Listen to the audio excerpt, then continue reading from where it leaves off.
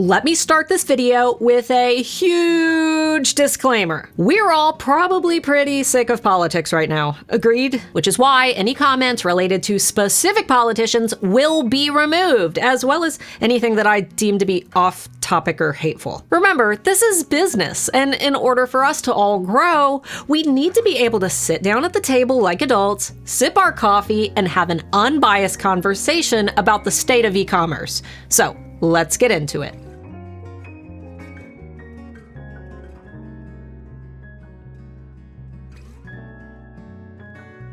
We're all feeling the sting of slow sales right now, and while many are blaming things like Etsy's recent algorithmic changes, which admittedly are lining up with the drop, unfortunately, this isn't the leading factor that's causing most shops to tank. The update was just rolled out at a bad time, making it the perfect seller-focused scapegoat for a problem that isn't necessarily cut and dry. It's just the easy explanation for those who don't really understand it, because Etsy keeps their algorithm tightly secured behind a curtain of mystery. And as humans, we tend to fear what's unknown.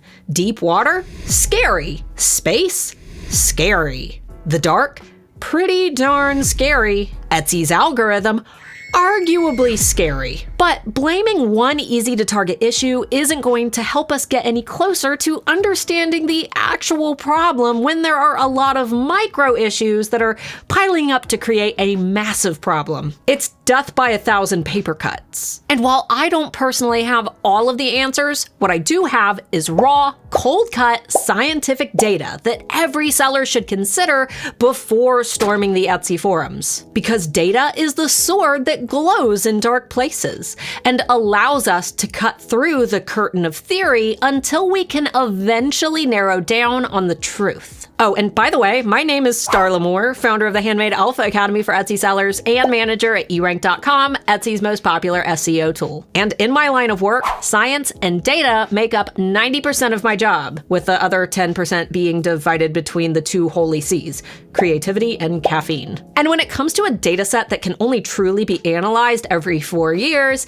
it can be easy to lose track of what was most important to consumers at that time. Not to mention, a lot can happen when it comes to the evolution of the internet over a 4-year period, which has the potential to throw curveballs into our data. But analyzing the past is the best way to predict the future. So here's a bit of historical data to consider when it comes to how much US elections have impacted e-commerce in the past. When it comes to the holiday shopping season, we tend to see boosts in consumer spending, especially when it comes to giftable items. And while this may be the case for normal years, a quick analysis of the previous 2 US election years shows us a different pattern. During the 7 days leading up to the 2020 US presidential election, there were only 2 categories that saw boosts in consumer spending: seasonal decorations and Halloween candy. And analyzing the same 7-day lead up to the 2016 election shows the exact same consumer spike, with all other categories falling flat. Another not so surprising statistic is the percentage of US households who are currently experiencing financial struggles compared to previous years. As of right now, less than half of US consumers consider their financial situation as positive. And this lines up with consumers' spending comfort score, or basically how comfortable consumers are spending money right now. Though these numbers are up slightly from the period of last November to February. In September, a majority of surveyed consumers reported that they were more likely to put spare cash into savings, with their follow-up purchases including debt reduction,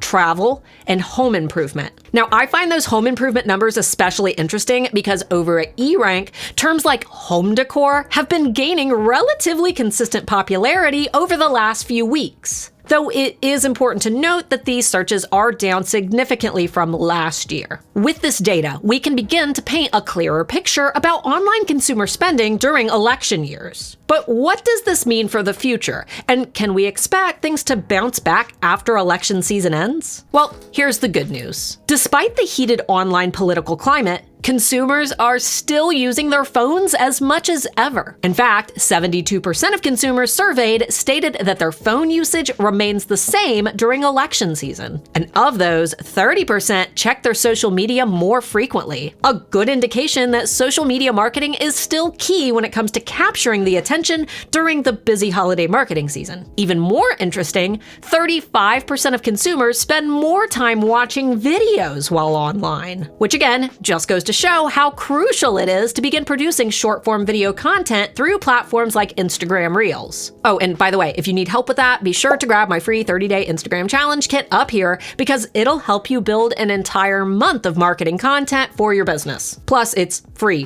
which is my favorite price. And speaking of prices, while 26% of shoppers stated that US elections will impact their holiday shopping plans, those same consumers said that if the right deal or discount was presented to them, they'd be willing to buy anyway. This is another important statistic to note because historically on Etsy, Cyber Week and more notably Black Friday are Etsy's busiest shopping days of the entire year. In the next few weeks, Etsy is going to be bombarding us all with sales events and opt-ins to participate in. And many of these will last longer than what you may be comfortable with. But if you can swing it, I highly recommend at least running a sale on Black Friday and Cyber Monday, with these 2 days consistently seeing a yearly spike in traffic on Etsy. A few other important things to note about election season is the cost of advertising. Unless you've been living under a rock for the last few months, you've probably noticed a lot more political ads on social media, TV, and even on the radio. And these campaigns aren't free. During election years, political parties spend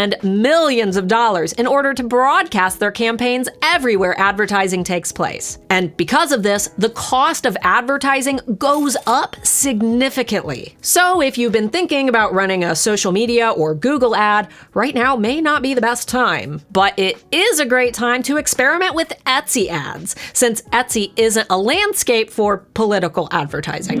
It's also important to note that consumers become more and more desensitized to political color palettes, like red, white, and blue. When it comes to social media marketing, it's best to aim for contrasting colors that will break through the noise and stand out from the types of images that consumers are likely to scroll past. The key takeaways are that election years always slow down e-commerce, not just in the US, but around the world as well. Ads become more expensive and consumers spend a lot more time on their phones. But consumers are also more open to giftable items, especially if they find them for the right price. And lastly, after the election passes, we'll likely begin to see holiday traffic patterns bounce back to normal as the dust clears and shoppers begin looking ahead to Cyber Week. It's no secret that we're experiencing a slow financial climate. The election season, paired with 2 hurricanes, multiple wars, and an increased cost of living and inflation have all impacted how shoppers spend money. But the shared sentiment among shoppers is that gifts must be purchased. The holidays are coming, and even if spending is tight, November and December will still encourage more spending than we've seen over the last few months. Let me know down in the comments if your own sales numbers have lined up with the data that I presented in today's video and how you plan to prepare for Cyber Week on Etsy. Until next time, Pookie.